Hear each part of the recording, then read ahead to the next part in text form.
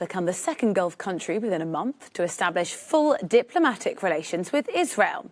The decision to normalise relations is based on hopes it will contribute to Israeli-Palestinian peace deal. But the decision has been condemned by Palestinians in Gaza and the West Bank, who regard the decision as a betrayal of previous plans to create an independent Palestinian state. Well, let's find out more. We can go to Dubai to speak to our correspondent James Hagan. James, morning to you. What really then is the significance of this signing? So I think, first of all, it's very significant that the signing is being held in Washington. Both US President Donald Trump and the Israeli Prime Minister Benjamin Netanyahu will be claiming this as a major achievement in foreign policy, brokering what they'll be describing as an effort towards peace. That comes in the context of both leaders facing quite a lot of controversy at home and uphill struggles with quite weak grips on power. So they'll be hoping that this will score them some electoral points. For the Palestinians, this signifies, as you mentioned, a betrayal. For them, they fear that it will weaken their hopes of having an Israeli withdrawal from their occupied territories and an eventual Palestinian state.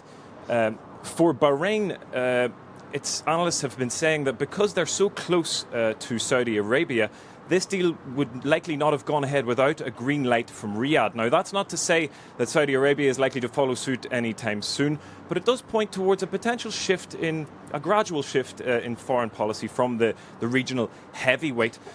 What all these Gulf nations have in common with Israel is a perceived common foe in Iran. Now, Bahrain is particularly sensitive to that because it has a Sunni leadership and a significant Shia population, and they're wary of Shia Iranian influence. So having an ally in Israel is very important to them, Rosie. James, what will it actually change between the two nations? So I think the closest template to look at is the other deal that's being signed today, which is between Israel and the United Arab Emirates. That was announced about 16th of August. So there's been more time for the two to iron out the details.